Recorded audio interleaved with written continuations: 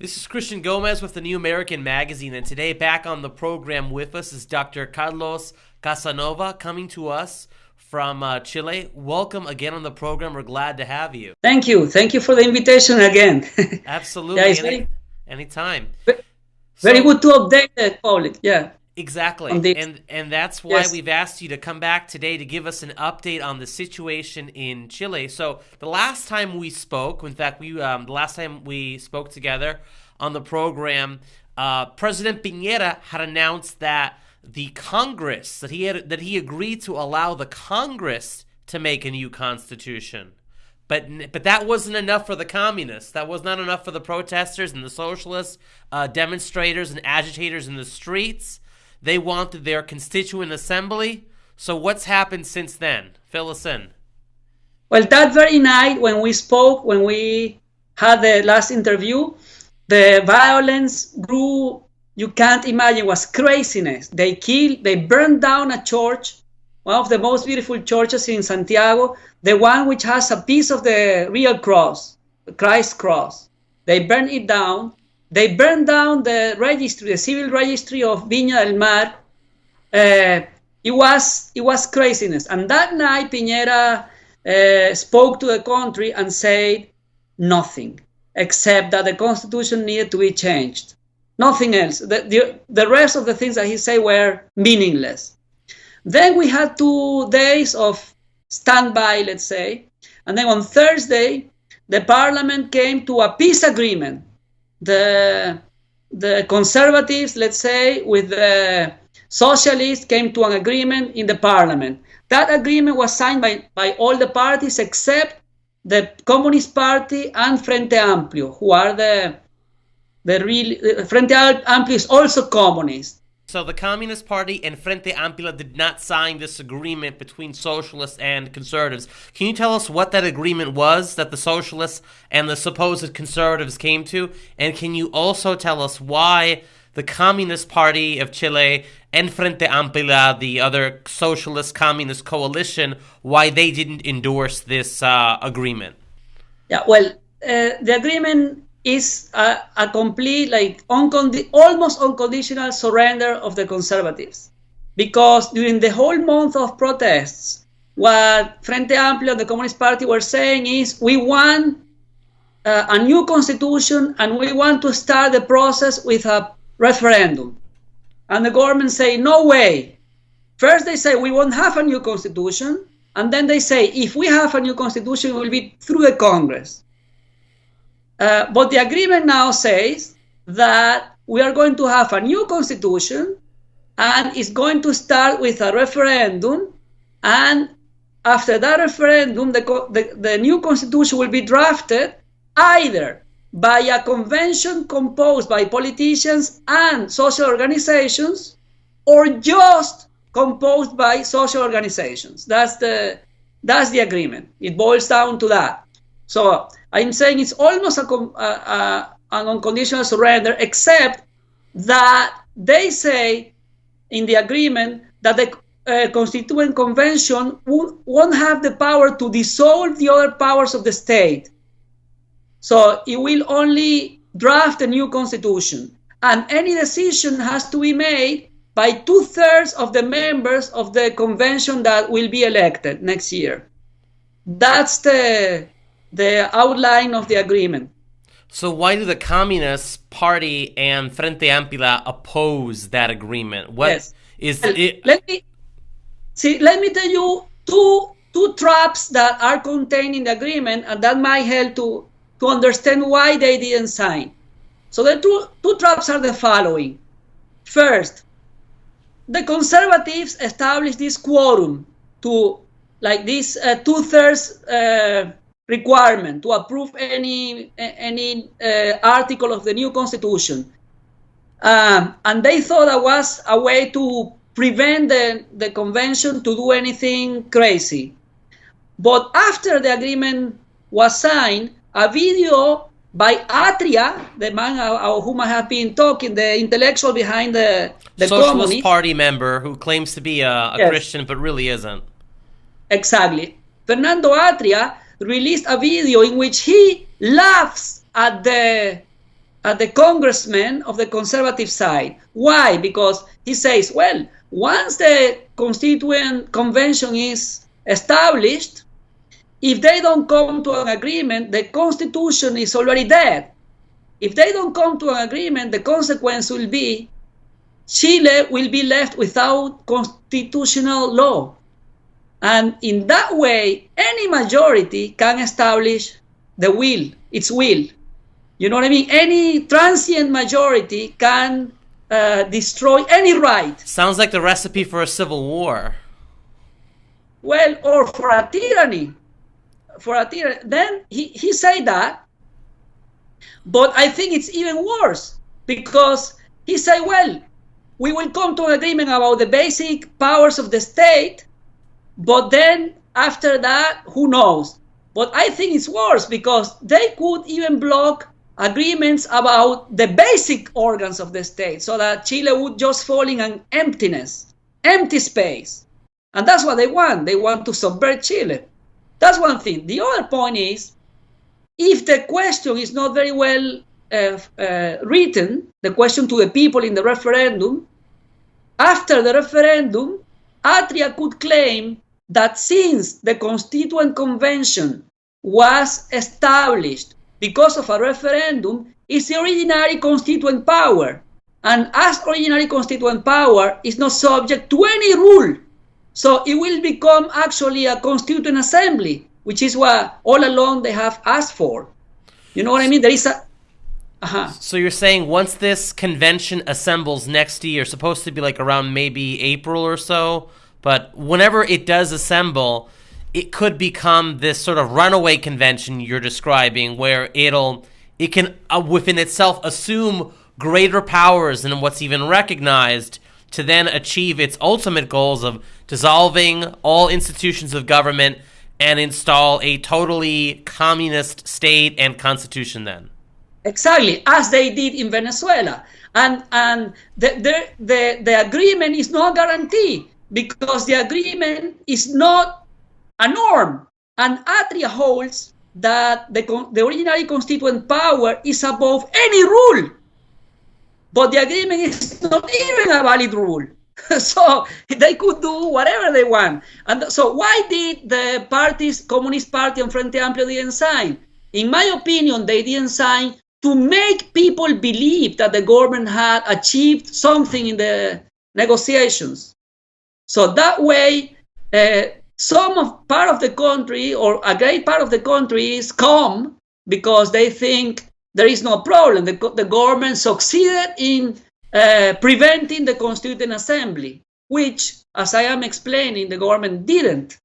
And there is another big problem, which is what happens is in the future, if in the future the Assembly makes any outrageous decision, and the government doesn't accept it, well, the communists will burn the country again. And when they do that, the conservatives will yield in even more than now, because now they have more strength than a month ago. I mean, a month ago they had more strength than now. So they are weaker now. And every time they yield in anything, they are weaker and weaker and weaker.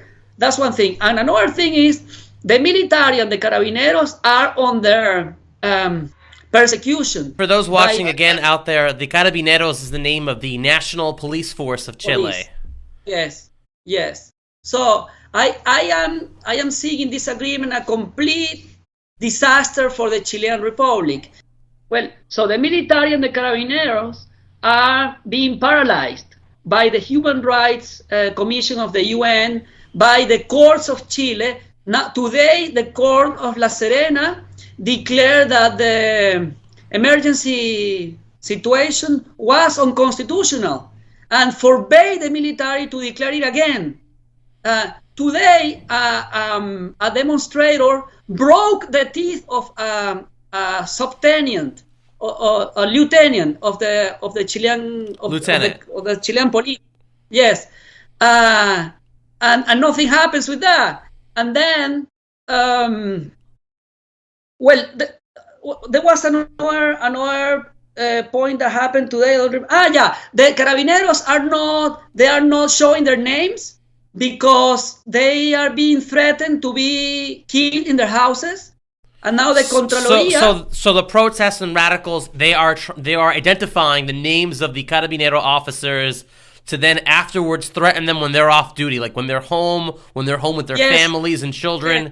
So this shows you the violent nature of these protesters. Yes, and so they took the measure of not showing their names. But now an organ of the Chilean state is saying that they must use their names. You know what I mean? So they are sold to the communists.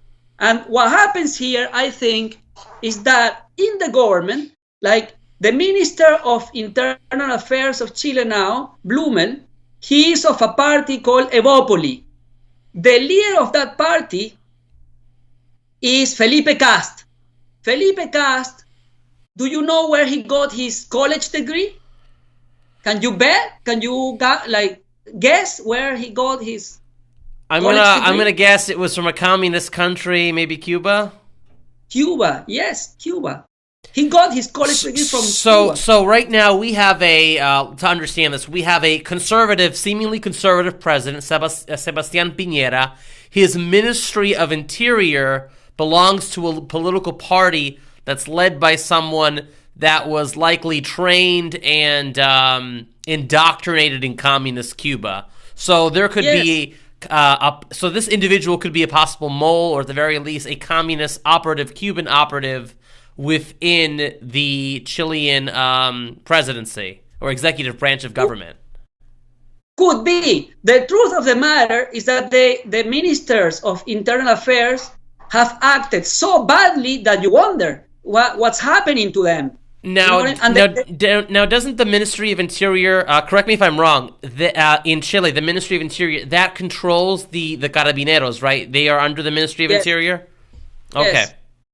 So the ministry hasn't supported the Carabineros duly, so much so that last week, you didn't know that fact, last week, the general in charge of the Carabineros released a video of him talking to the other Carabineros, saying, I won't remove any Carabinero for the fulfillment of his police duties, even if I am commanded to do so. He said that we had come to a point where the tension was so great that the government could have fallen. And I think that's why they did this agreement last Thursday, because the politicians were between the anvil and the hammer. The communists on the one hand, and because of their incompetence or other darker reasons, the military. When you say between a hammer and an anvil, so to speak, it sounds like an expression we use here: pressure from above and below. We have above, that would be those in power in government, the Ministry of Interior, the National Congress, and below we have the street agitators. And they create this pressure from both sides that virtually forces the predetermined outcome that the communists want. The politicians didn't let the military do their job. You know what I mean? Mm-hmm. So there was a point in which the military were saying, well, we have to do our job. These guys don't let us do our job. So they're being restrained by the government from being able to do their job effectively. So that would be an example of pressure from above, prohibiting the police from actually establishing order. So in other words, the police probably could stop these protests if they were allowed to, but the government has been essentially handcuffing them from doing that responsibility. Look, in 2 days, they would put an end to these protests. In 2 days. There is no way they can withstand 2 days. But the military and the Carabineros are completely restrained. And now, with this course of events, the Constituent Assembly, etc., the Constituent Convention, etc., what's going to happen is that the military won't be able to act because the process will have a semblance of legality. That's the problem. So I just have one last question then, so we can end this this interview. Is there any hope for the people of Chile at this stage? What can the average Chilean or a Chilean that lives in America, or a Chilean that's in Chile, obviously, what can they do to potentially stop this constituent assembly, or is it too late at this point for the country of Chile? It might be too late. Unfortunately, the majority of Chileans think that the situation is excellent, that everything is going to be better, because the media are deceiving them. The few who realize that something is very wrong are trying to organize themselves so that in the referendum, the reform of the constitution is defeated. Now, I doubt that they will succeed on this, because the pressure of the media is big for the change of the constitution. It sounds like you're saying that the opposition to the Constituent Assembly or new constitution that would likely be communist and socialist that would come out of it, that they plan to try to stop it within the assembly. So in other words, they're going to try to stop it within the framework of what the communists already want to have anyway, which is the assembly. No, they will try this, that the referendum says we don't want a change of the constitution. Because the first question in the referendum the first question of the referendum will be whether they want it or not. So they're going to try to defeat it at that stage. Exactly. But I find that very unlikely because the media is pressing too hard. Well, you know what I mean? Well, obviously what's needed is an effort of mass education in Chile to inform the electorate of Chile to make the right choice. Otherwise, they will go down the path of Venezuela and Cuba in having a socialist and communist-orientated government that will be pro-Havana, pro-Beijing, and probably pro-Moscow as well. Well, thank you for joining us today on the program, Carlos. We're glad that we were able to have you. Take care always, and God bless you.